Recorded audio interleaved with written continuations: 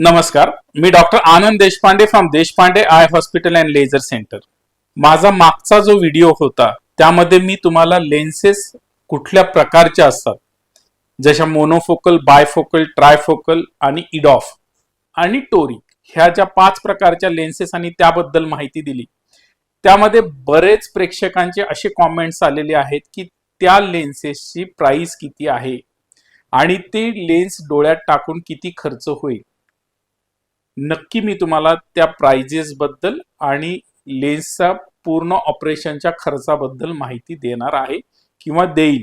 तर मग तुम्हाला प्रश्न पडेल की मोतीबिंदूची सर्जरी म्हणजे काय आणि मोतीबिंदूची सर्जरी हे कुठल्या प्रकाराने होणारे म्हणजे काय, हा पण प्रश्न असू शकतो. बरोबर आहे. तर मोतीबिंदूची सर्जरी युजली पेशंट्सला माहीत असतं की बिन टाक्याची सर्जरी. तर लक्षात घ्या, ही बिन टाक्याची सर्जरी म्हणजे आमच्या भाषेमध्ये SICS म्हणतो. तर यामध्ये स्मॉल इन्सिजन कॅटरॅक्ट सर्जरी. जर एक 25 वर्षापूर्वी तुम्ही विचार केला तर आम्ही स्मॉल इन्सिजन कॅटरॅक्ट सर्जरी करायचो किंवा आजही कॅम्पच्या सर्जरी ज्या होतात किंवा बऱ्याच लोकांचा हा पण प्रश्न आहे की कॅम्प किंवा गव्हर्नमेंट कॉलेजेसमध्ये ज्या सर्जरी होतात त्याला युजली SICS म्हणतात, स्मॉल इन्सिजन कॅटरॅक्ट सर्जरी, किंवा याला स्पष्ट भाषेत म्हणायचं तर बिन टाक्याची मोतीबिंदू शस्त्रक्रिया. आता या बिन टाक्याच्या मोतीबिंदू शस्त्रक्रियेमध्ये युजली जे इन्सिजन घेतला जातो किंवा जो छेद घेतला जातो तो युजली 8 ते 10 मिलीमीटर एवढा असतो. परंतु आता ही सर्जरी युजली फारशी केल्या जात नाही. याच्या नंतरची सर्जरी जी आहे ती युजली केल्या जाते, ज्याला फेको इमल्सिफिकेशन म्हणतात. तर फेको म्हणजे काय, तर फेको म्हणजे लेन्स, इमल्सिफिकेशन म्हणजे ती लेन्स खाऊन टाकणे. तर याला फेको इमल्सिफिकेशन म्हणतात. आता हा फेको इमल्सिफिकेशन किंवा मायक्रो इन्सिजनल कॅटरॅक्ट सर्जरी MICS या 2 सर्जरी युजली होतात. किंवा मोतीबिंदू एकदा कट झाला की तो खाण्याची जी पद्धत आहे तर एक फास्ट ऑसिलेटिंग अल्ट्रासोनिक निडल ती डोळ्याच्या मध्ये जाते आणि त्या मोतीबिंदूचे बारीक बारीक तुकडे करते. मग आता तुकडे केलेले ती मशीन ती खाऊन टाकते. याला फेको इमल्सिफिकेशन किंवा मायक्रो इन्सिजनल कॅटरॅक्ट सर्जरी. आता या दोन्हीत काय फरक, तर फक्त या दोन्हीमध्ये इन्सिजनचा फरक आहे. युजली जर फेको इमल्सिफिकेशन होत असेल तर तुमचं डोळ्यावरचं जे इन्सिजन आहे ते 4 ते 5 मिलीमीटर होतं, रादर दॅन 4 मिलीमीटर होतं असं समजा. आणि ज्याला मायक्रो इन्सिजनल कॅटरॅक्ट सर्जरी म्हणतो त्यामध्ये इन्सिजन युजली 1.8 to 2 मिलीमीटर एवढं होतं.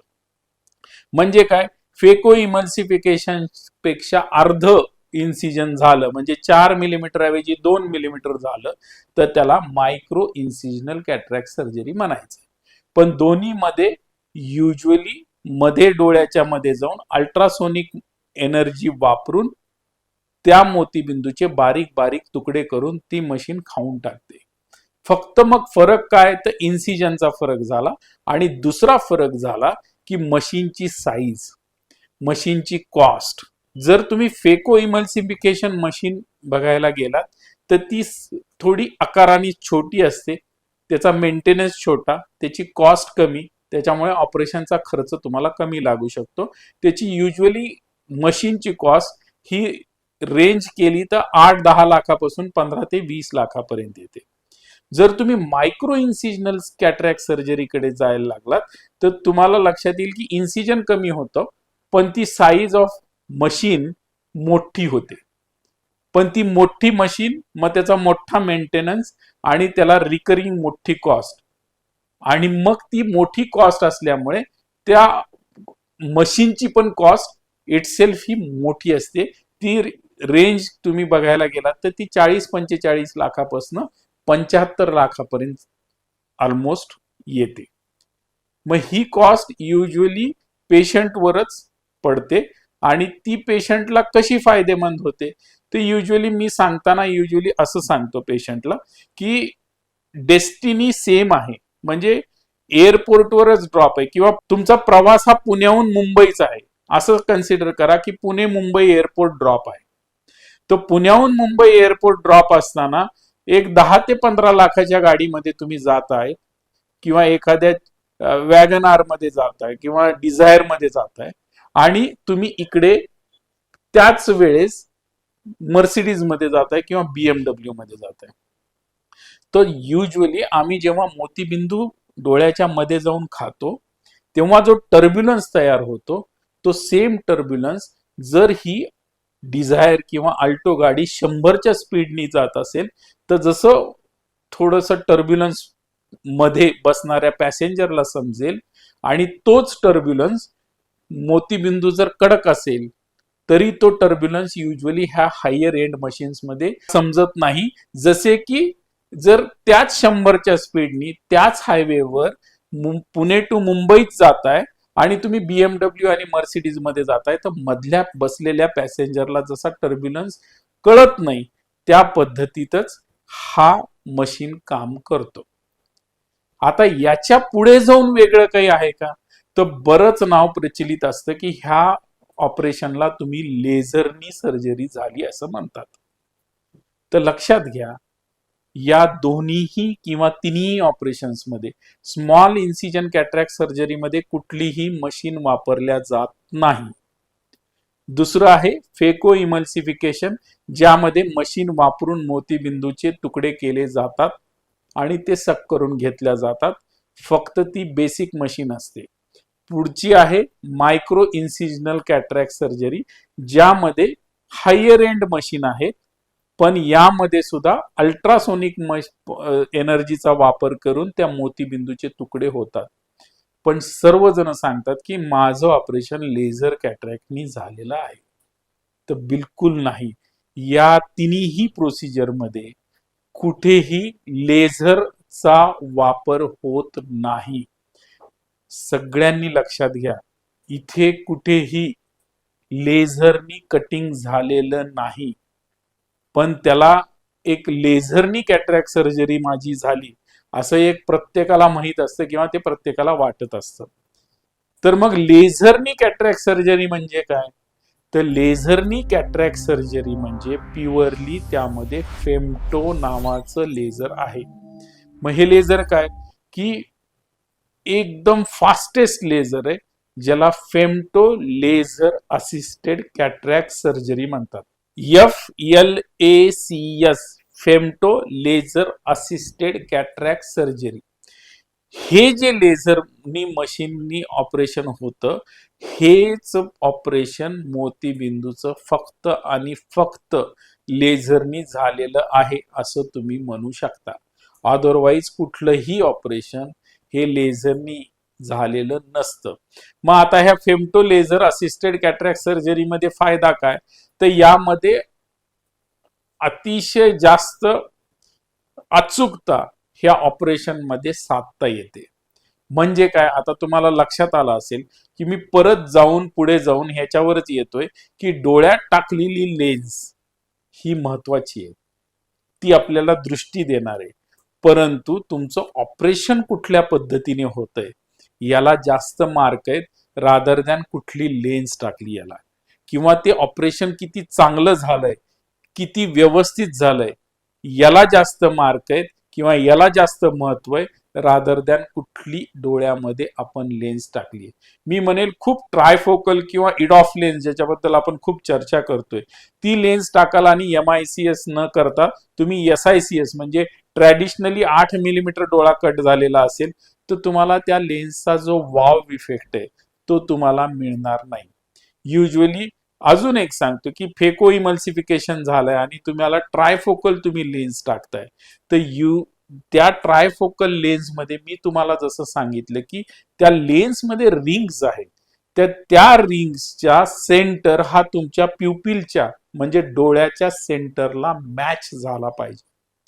मग तो मॅच कसा होईल, तर तुमची जी बॅग ओपनिंग आहे ती किती परफेक्टली तुमच्या साईजला बघून काढलेली आहे तेव्हा ती लेन्स वेल सेंटर्ड बसेल आणि जेवढी ती लेन्स वेल सेंटर्ड बसेल तेवढा तुम्हाला इफेक्ट वाव येऊ.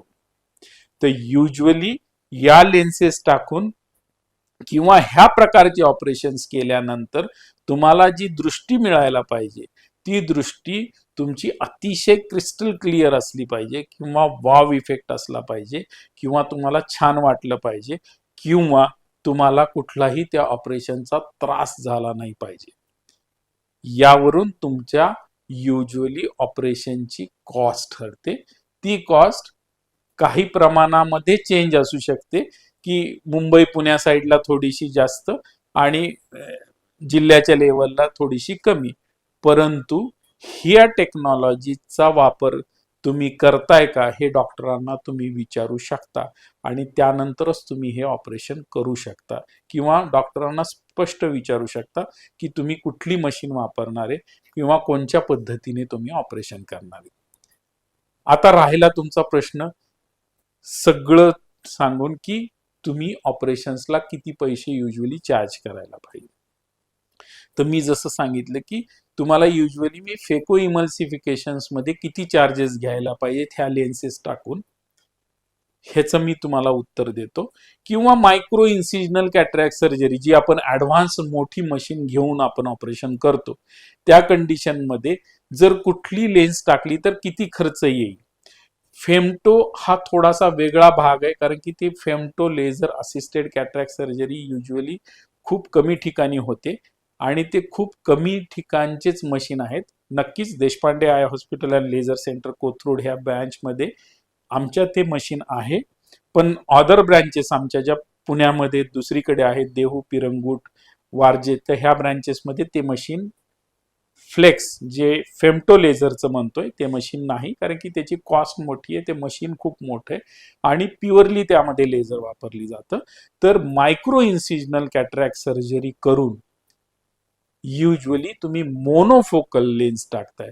तर युजली ह्याच्यामध्ये पण लेन्सेसमध्ये दोन टाइप्स येतात, एक आहे इंडियन आणि एक आहे इम्पोर्टेड. तर इंडियन लेन्सेसला थोडीशी कॉस्ट कमी असते, इम्पोर्टेड लेन्सला त्याची एक्सपोर्ट ड्युटी, इम्पोर्ट ड्युटी ह्या सगळ्या भानगडी असतात, त्याच्यामुळे स्लाइटली कॉस्ट जास्त येते.